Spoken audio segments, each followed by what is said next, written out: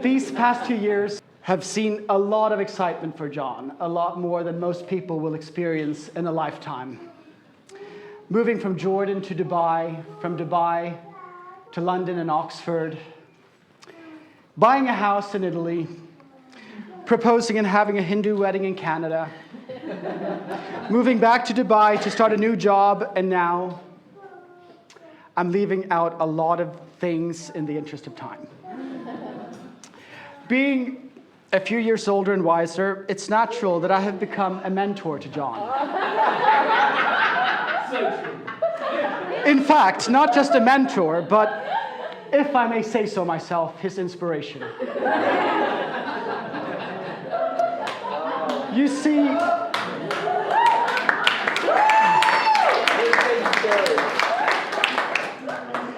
You see, just like myself, John is marrying a woman living on a different continent, from a different cultural background, and he has got himself a job with the Dubai government promoting business. From when we first met, he has always listened to my relationship advice. Now, you would be surprised, but he is the only person to ever do so, and this is despite me informing them that if they would just do precisely what I tell them, everything would turn out just fine. But John is different, and that's how I know he's a brother. He clearly knows what's best for him. Case in point, when I first met John, he told me about a girl he was seeing. I told him to immediately just break it off. And lo and behold, he did just that.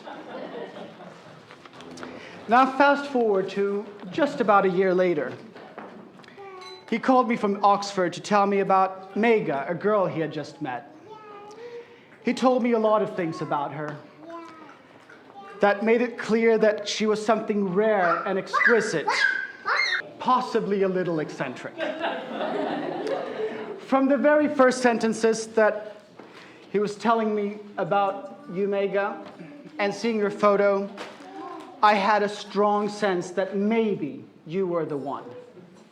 But when he then went on to describe her like a more intense and a more unfiltered version of myself, then I knew for sure that this was the woman that John needed.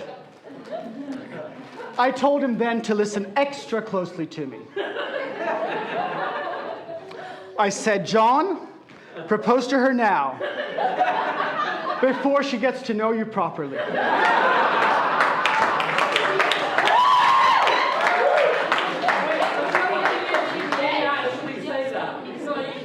I'm not joking. This is completely factual.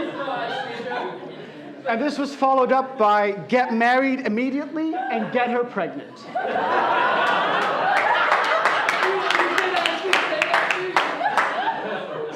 So, stating the obvious, here we are today.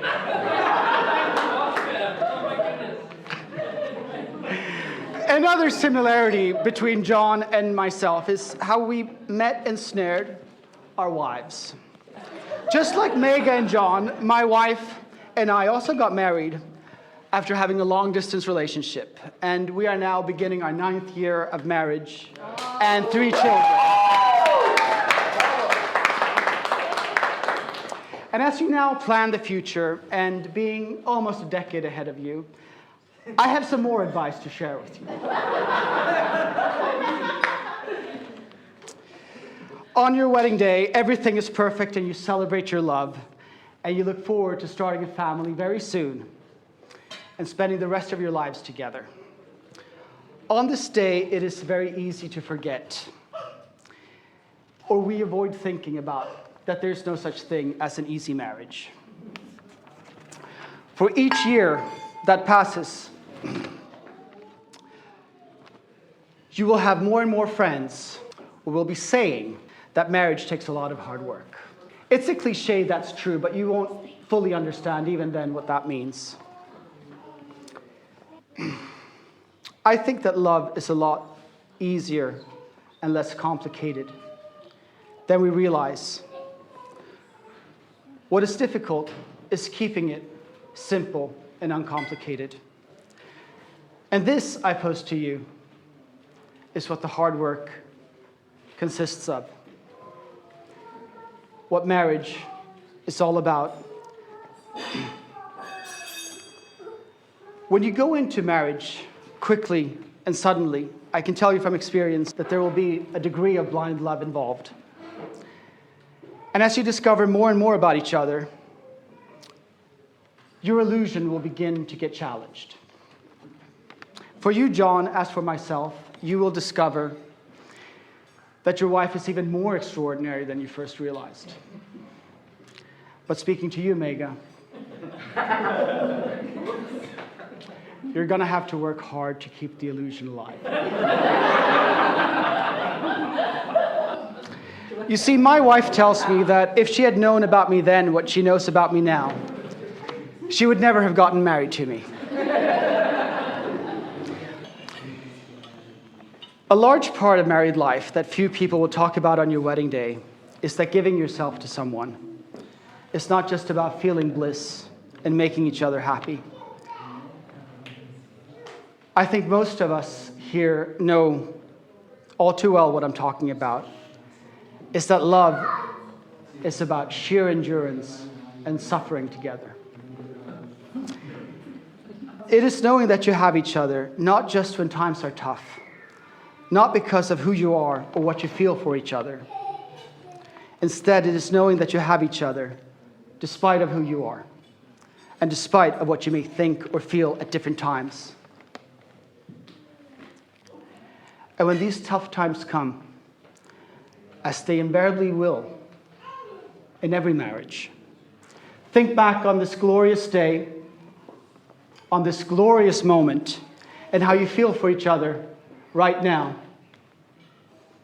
This feeling will last a lifetime and will protect you for a lifetime.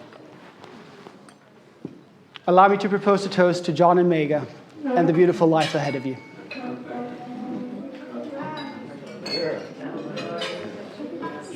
Viva a sposi!